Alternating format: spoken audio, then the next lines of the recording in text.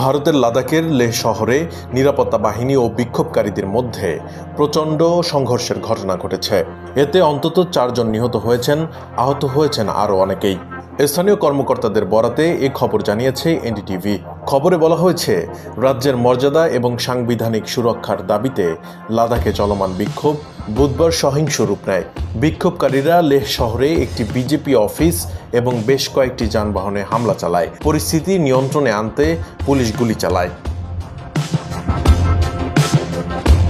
এনডিটিভির প্রতিবেদন মতে, রাজ্যের মর্যাদা এবং সাংবিধানিক সুরক্ষার দাবিতে এদিন সকালে শত শত বিক্ষোভকারী রাস্তায় নেমে আসেন। তারা অনশন, ধর্মঘট পালন এবং সম্পূর্ণ বন্ধের ডাক দেন। লেহ শহরে পুলিশের সাথে ক্ষুব্ধ বিক্ষোভকারীরা সংঘর্ষে জড়িয়ে পড়েন। তারা কর্মকর্তাদের দিকে পাথর ছুরি মারেন এবং একটি পুলিশের গাড়িতে আগুন ধরিয়ে দেয়। এটি চলমান আন্দোলনে সহিংসতার প্রথম ঘটনা।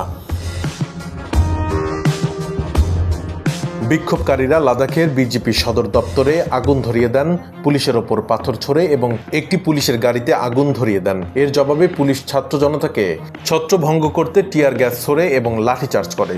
এনডিটিভি জানিয়েছে, লাদাখে সাম্প্রতিককালে এই প্রথমবারের মতো এই ধরনের সংঘর্ষ দেখা গেল।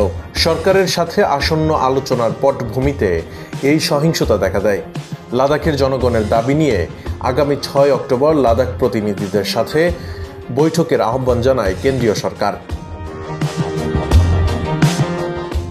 গত 2 সপ্তাহ ধরে জলবায়ু কর্মী সোনম ওয়াংচুক লাদাখকে রাজ্যের মর্যাদা এবং সংবিধানের 6ষ্ঠ তফসিলের আওতায় অঞ্চলটির অন্তর্ভুক্তির দাবিতে অনশন করছেন।